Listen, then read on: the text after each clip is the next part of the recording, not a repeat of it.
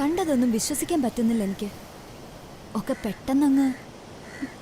നീ വിഷമിക്കണ്ട, വേണമെങ്കിൽ നമുക്ക് ഈ പ്രോജക്റ്റ് ഉപേക്ഷിക്കാം. പെട്ടെന്ന് ഞാനങ്ങ് ഒറ്റയായ പോലെ, നനച്ചിരിക്കാതെ ജീവിതം അവസാനിച്ച പോലെ. ഞാനിനി എങ്ങനെ അവരുടെ മുഖത്ത് നോക്കും? ഞാനിനി എങ്ങനെ അവരോട് സംസാരിക്കും? ദിയ, പഴയതോരോന്നും റീകളക്ട് ചെയ്ത് നോക്കുവാൻ ഞാൻ. ഓരോ സംഭവവും അന്നതൊക്കെ വളരെ കാഷ്വലായി തോന്നി എനിക്ക്. പക്ഷേ ഇന്ന് അതിൻ്റെയൊക്കെ അർത്ഥം ശരിക്കും മനസ്സിലാവുന്നുണ്ട് എനിക്ക്. കഴിഞ്ഞ ദിവസം ഇക്ക എന്നെ തല്ലാൻ വന്നതിൻ്റെ വരെ. പക്ഷെ ജാവേദ്. ദിയ, ഒക്കെ ഒരു ദുസ്വപ്നം പോലെ മറക്കാൻ നമുക്ക്. വേണ്ട, എനിക്ക് വേണ്ടി നീ ഈ പ്രോഗ്രാം ഉപേക്ഷിക്കണ്ട. എനിക്കറിയില്ലേ നിന്നെ. സോഷ്യൽ റെസ്പോൺസിബിലിറ്റിയെക്കുറിച്ചും പ്രൊഫഷണൽ എത്തിക്സിനെ കുറിച്ചുമൊക്കെ ഒരുപാട് വാചാലയാകാറില്ല നീ. സ്വസ്ഥത കിട്ടില്ല നിനക്കൊരിക്കലും.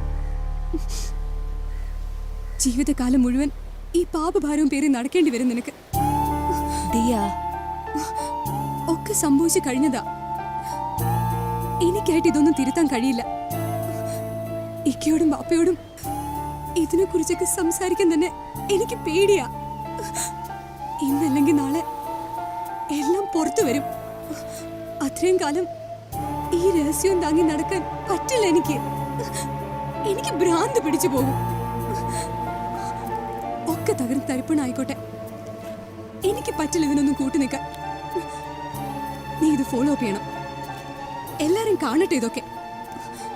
പിന്നെ എന്ത് വന്നാലും വേണ്ടില്ല, സഹിച്ചോളാം ഞാൻ. ഏയ് ദിയ, ഇത്രയും സ്നേഹമുണ്ടല്ലോ നിനക്ക് എന്നോട്, അത് മതി.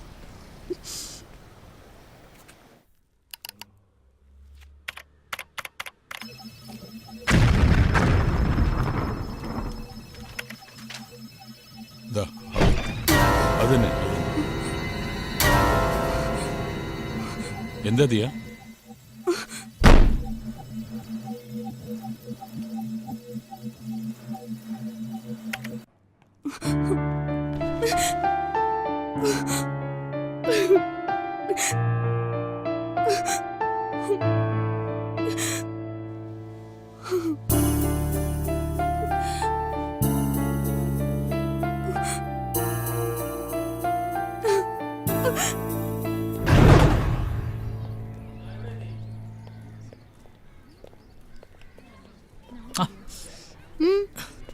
എന്തു പറ്റി? ദിയ, കണ്ണിലെന്തോ കരട്.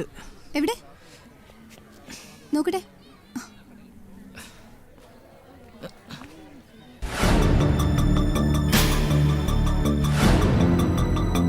പോയോ?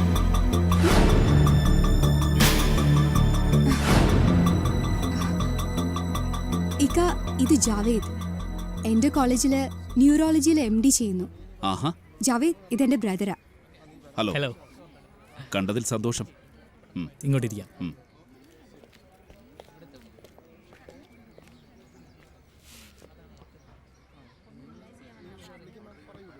Please have it.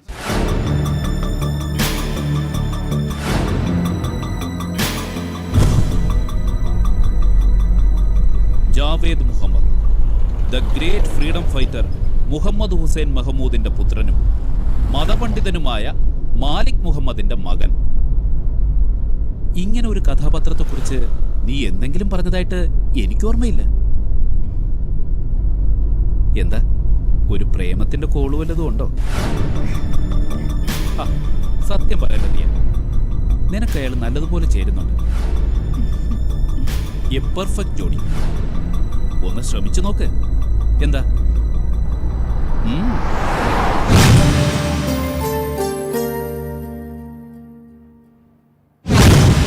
ജീവിതത്തിൽ എനിക്ക് ഇനിയൊന്നും പ്രതീക്ഷിക്കാൻ ബാക്കിയില്ല ജാവേദ്.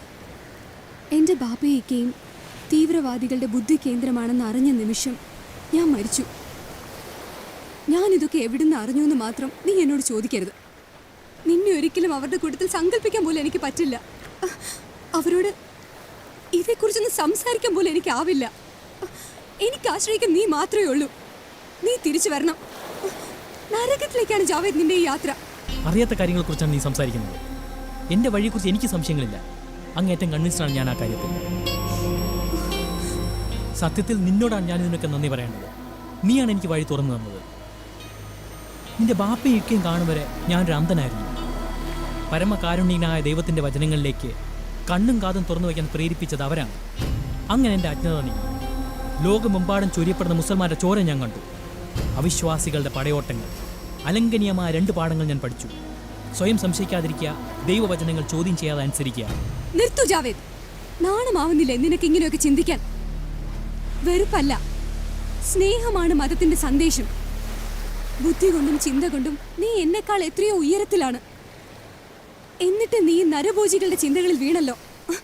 വല്ലാത്തൊരു ഡീജനറേഷൻ തന്നെ. ഞാനൊന്ന് പറഞ്ഞോട്ടെ ജാവേദ്, അവർ നിന്നെ ട്രാപ്പ് ചെയ്യുകയായിരുന്നു. ഇക്കയും ബാപ്പയും എന്നെ കരുവാക്കിക്കൊണ്ട്. പിന്നെ പിന്നെ നീ അവരുടെ കൂട്ടത്തിൽ ഒരാളായി. ഇപ്പോ ഒരു കാര്യം എനിക്ക് ശരിക്കും മനസ്സിലായി. എന്റെ പ്രതീക്ഷകൾ തെറ്റായിരുന്നുവെന്ന്. നിന്നെ ഒരിക്കലും എനിക്ക് തിരുത്താനാവില്ലെന്ന്.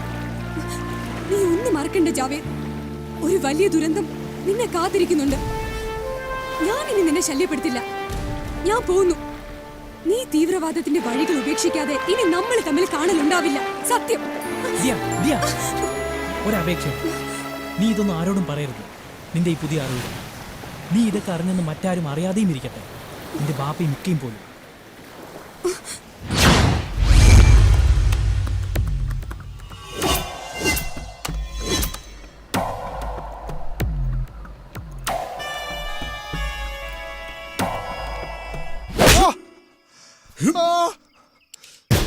ആയുധങ്ങളുമായി ഇന്ന് രാത്രി നമ്മുടെ ഒരു വാഹനം ചുരം കടക്കുമെന്ന് പോലീസുകാരെങ്ങനെ അറിഞ്ഞു? പോലീസിൽ നമ്മുടെ ഇൻഫോമേഴ്സ് ഇല്ലായിരുന്നെങ്കിലോ? ഒറ്റുകാരന്റെ വിധി എന്താണെന്ന് അറിയാമോ നിനക്ക്? നീ നിരപരാധിയാണെന്നുള്ള നിന്റെ വാക്കുകൾ ഞാൻ വിശ്വസിക്കുന്നു. ജിഹാദിന്റെ വിജയത്തിനായി നീ ചെയ്തിട്ടുള്ള സേവനങ്ങളെ ഓർത്ത്, നീ ഒഴുക്കിയ ചോരപ്പുഴകളെയും കൊന്നൊടുക്കിയ അവിശ്വാസികളുടെ വൃത്തികെട്ട മുഖങ്ങളെയും ഓർത്ത് ഈ ഒരു പ്രാവശ്യത്തേക്ക് ഞാൻ നിനക്ക് മാപ്പ് തരുന്നു. ഈ ഒരു പ്രാവശ്യത്തേക്ക് മാത്രം. എന്റെ സഹോദരന്മാരെ, നമ്മൾ നടത്തിയ സ്ഫോടനത്തിന് ഉത്തരവാദികളായവർ ഉടൻ പിടിക്കപ്പെടുമെന്നാണ് അവിശ്വാസികളുടെ സർക്കാർ പറയുന്നത്. ആസിം ഭായ്, നമ്മൾ കരുതിയിരിക്കണം. ജിഹാദിനായി ആത്മസമർപ്പണം ചെയ്യണം. ശത്രുക്കളോട് പകയും വിദ്വേഷവും ഉള്ളിൽ നിറയ്ക്കണം. ശത്രുക്കളുടെ വെടിയുണ്ടകളേറ്റ് ചത്ത് മണ്ണടിയുന്നതിന് പകരം ദൈവത്തിന്റെ ചാവേറുകളാകാൻ തയ്യാറെടുക്കണം. അല്ലാഹുവിന്റെ സാമ്രാജ്യത്തിൽ നമ്മൾ അമരന്മാരാകും. ജയ് ജിഹാദ്! ജയ് ജിഹാദ്! ജയ് ജിഹാദ്! ജയ് ജിഹാദ്!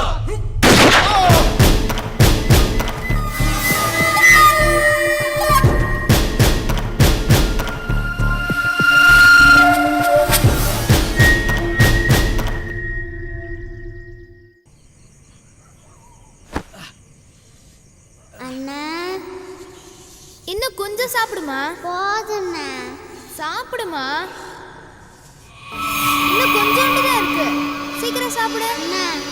போதும்.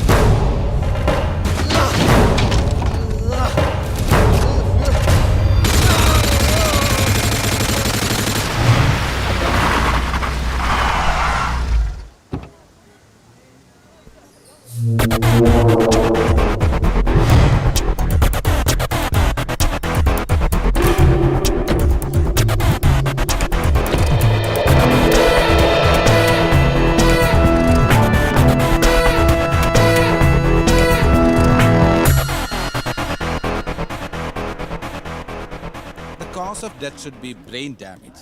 That's what I can infer.